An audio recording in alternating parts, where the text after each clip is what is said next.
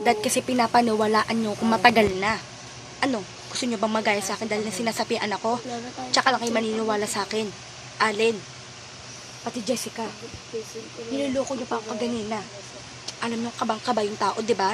Na maniniwala na kami sa'yo, Yuki. Alam ko pinapaniwalaan mo naman kami.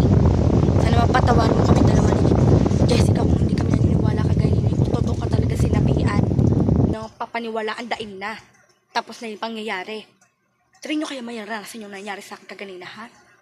Alam niyo, tawang-tawa pa kayo kaganini. Nakakasakit kayo ng tao. Naiintindihan yung dalawa, Jessica.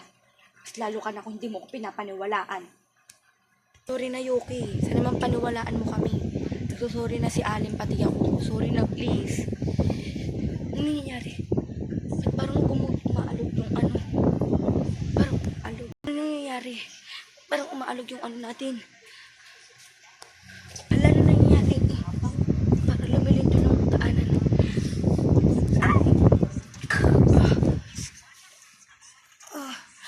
Tulungan niyo ako. Alin, ano nangyayari sa'yo, Alin? Alin, gumising ka, Alin. Di namin kaya ma-attract yung katawan natin dito. Alin, lumaban ka. Di ko rin kaya. Multo. Isa kang multo dito sa pamamahay nito. Ako nga yung mangkukulam na namatay dati. At ako yung nakatira dito sa malaking mansyon na to. Kaya dapat din sa inyo, patayin na isa-isa. Uunahin ko na tong isa mo pang kaibigan na si Jessica. Psh!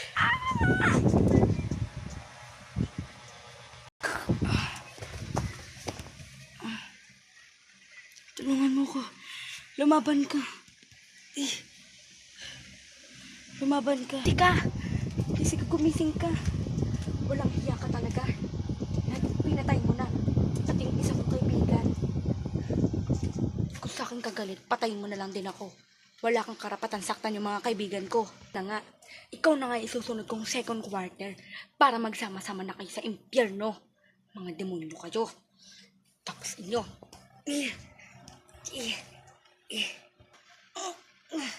Tawan mo ko.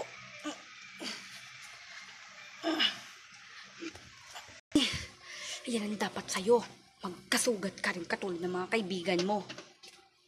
Tatapakan na kita para matuluyan ka ng mawala din. Kahit anong gawin mo sa amin sa kasamaan mo, wala kami pakialam. Kahit hindi na kami makabangon sa kapawalang hiyaan mo. Walang hiya ka. Sana ikaw yung mawala, impyerno. Gumising kayo, please. Okay po, guys. Ako nga po pala, guys, ang tawag yun? Si Yuki. Ako po yung kakampi po nila. Pero yung mga kakampi ko po, guys, ewan ko po ba, guys, kung buhay pa po sila, guys. Di ko po alam kung buhay pa po sila. Sana mabuhay pa po sila. Kasi wala na po akong kakampi. Sana tulungan nila ako. Kung gusto nyo akong tulungan, i-share at i-like nyo lang po, guys. Abangan nyo pa po yung episode 3. Thank you.